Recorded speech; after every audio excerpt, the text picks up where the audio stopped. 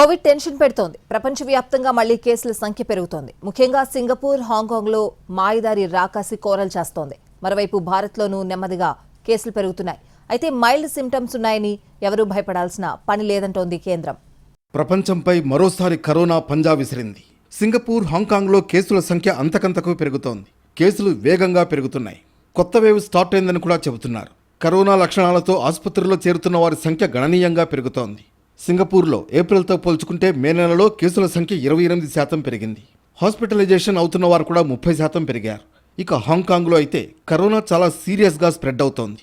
ఈ ఏడాదిలో ఇప్పటి వరకు హాంకాంగ్లో కోవిడ్ వల్ల 31 మంది చనిపోయారు. దేశంలో మరోసారి కరోనా భయం పుట్టుకొస్తోంది. కేసులు రోజురోజుకు స్వల్పంగా పెరుగుతున్నాయి. దీంతో ప్రజలు ఆందోళన వ్యక్తం చేస్తున్నారు. మళ్లీ ఎలాంటి పరిస్థితులు అనుభవించాల్సి వస్తుందో అని భయపడుతున్నారు. దీన్ని దృష్టిలో పెట్టుకుని కేంద్ర ఆరోగ్య శాఖ కీలక ప్రకటన విడుదల చేసింది. దేశంలో కొత్తగా 257 కరోనా కేసులు నమోదైనట్లు తెలిపింది. కేసులన్నీ స్వల్ప తీవ్రతతో ఉన్నాయని కేంద్ర ఆరోగ్య శాఖ స్పష్టం చేసింది. పరిస్థితి అదుపులోనే ఉందని, ఎవరూ భయపడాల్సిన అవసరం లేదని వెల్లడించింది.